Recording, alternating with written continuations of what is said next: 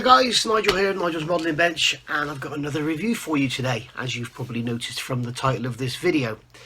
Today is Saturday the 7th of March 2020, so getting on. And today, for my local weather report, it's not cold, it's not windy, but it's very cloudy. It looks like it's going to rain.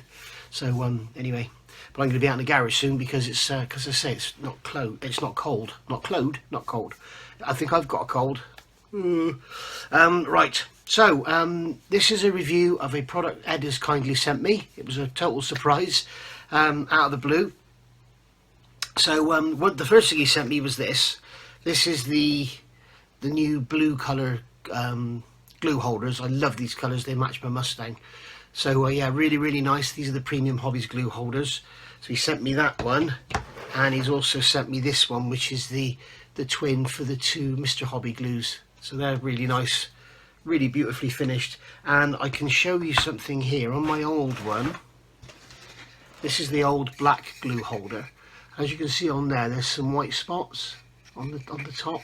That's where the glue gets to it. It doesn't attack it at all, it just leaves white spots on it. So that's another good thing about these. They're unaffected by the glues. And they're going to go with my Premium Hobbies Matador sanding stick holder. These are the Infinity Matador sanding sticks, and they are amazing.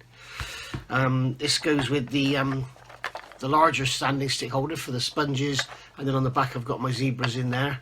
Again, awesome standers, absolutely awesome. Really converted to Infinity products now. And here's the Premium Hobbies photo etch sanding stick holder, which is really nice. And then finally the flat sanders here, which are in the blue colour with the numbers all down, whoops, the wrong end, numbers all down them, which has got your sanding grades on. And with these you need to get some double-sided tape, and then you can glue your Infinity or any other manufacturer of wet and dry paper onto the back of them. And yeah, so I'm no longer using my grey ones. Well, it won't be once I've put some abrasives on the back of those, when I can find some double-sided tape somewhere. The only stuff I can find locally is about 10mm wide. So so there we go. But I've got a review for you today of something I wasn't expecting, and it's the only 1:1 scale kit I own in my collection, and it's the 8.8cm or 88mm Pzgr. I'm assuming that is Pzgr. 39 APC-BC L56, and this is it here.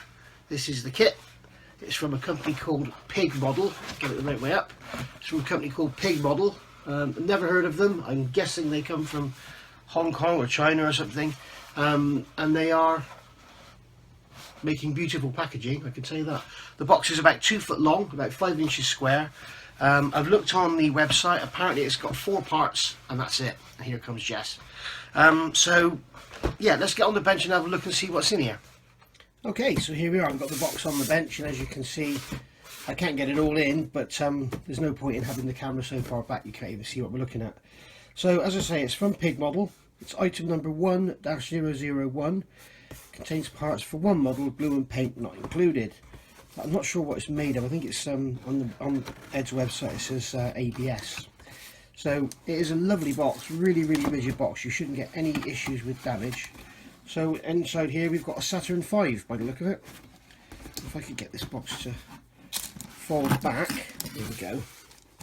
So you can see that inside the box we have got basically a large tube which is wrapped in paper, and then we've got another lot of paper here with some parts in it, and we've got some stencils. So let's get the box out of the way. Have a look at what we've got here. So it's lovingly wrapped. So we've got something inside there. So there's the end of the shell. So it looks like this is actually polypropylene. So I'm not quite sure how you're going to paint this. Be interesting to see how people get on. But yeah, we've got basically a polypropylene end of the shell, which has been molded. It's, as you can see, it's quite soft, so I don't think it's polystyrene. So there's the shell end, and then we've got some documentation in there. So it looks like they're going to tell you how to paint it, so that's a good thing.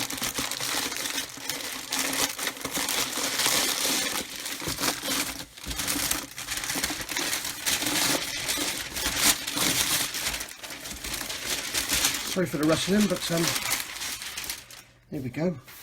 So it looks like this is also polypropylene. So there's the actual shell itself.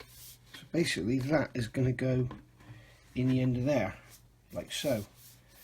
So you can see this is quite massive. It's what's that? That's 23. It's like 38, 40 inches long. It's huge. So it'd be quite an attractive thing to have on your display. And then there was another bag here. Over here, which has got some. This is going to be the end part of the shell. And there's another little piece there. So not quite sure. Oh, I see. That's the little firing charge there, isn't it? Whatever you call it. So it's got the actual moulding in there. You can see, which would have been stamped into the brass. So yeah, very nice. There's no swastika in that there. But you could always add that if you wanted to, I guess. So yeah, that's beautifully moulded, and that's just going to fit into the end, I'm guessing. Like so, that's going to clip onto there. Also, I'm not quite sure how you're going to glue this polypropylene. So let's have a look and see what they say in here. So we've got the, what I'll do is I'll stop the camera and I'll bring you in closer for the instructions. Right, so we've got the instructions here, and as you can see, it's just the one A4 sheet. Printed in black and white, and what they're telling us to do here is trim up any excess moulding on there and file down the joint, and they're saying to use instant glue, so I'm assuming that's going to be super glue to glue it all together. And then down here we've got a colour guide, and it's saying white, black, semi-gloss, copper, brass and dark red. So there you go. And then what we've got for the painting is a set of masks, and these look to be beautifully cut. And they're all folded in a very high quality paper. They are very, very nice indeed. In fact, I'm going to show you this. Yeah, made in Taiwan. So I'm going to show you this close up. You can see how sharply made they are. They're beautiful. Really, really nice. It almost looks like black ink painted on there, and it's not. You can see my hand behind. And then we've got the more codes there, and then more codes there. Again, look how crisp they are. How beautifully cut they are. Really, really nice. So so there we go. So, and then all we're going to do is literally use some masking tape, tape those on, and then paint through them. And that would have been how they would have been done in the Second World War, no doubt. So there we go, guys. That is a very quick review of the Pig model 88mm shell. And be interested to know. I'll look around on some websites. I'd be interested to know how you're going to paint this and what will actually stick to it. I'm guessing, because they're just saying to paint it, I'm guessing you could just use acrylic paint. I'm guessing. And then fillers, I'm suppose, Mr. Surfacer maybe? I'll find out and I'll let you know in a future video. But there we go, that's it. 88mm shell. Look great still on your fireplace. It's available from Premium Hobbies. £69.95 is the price.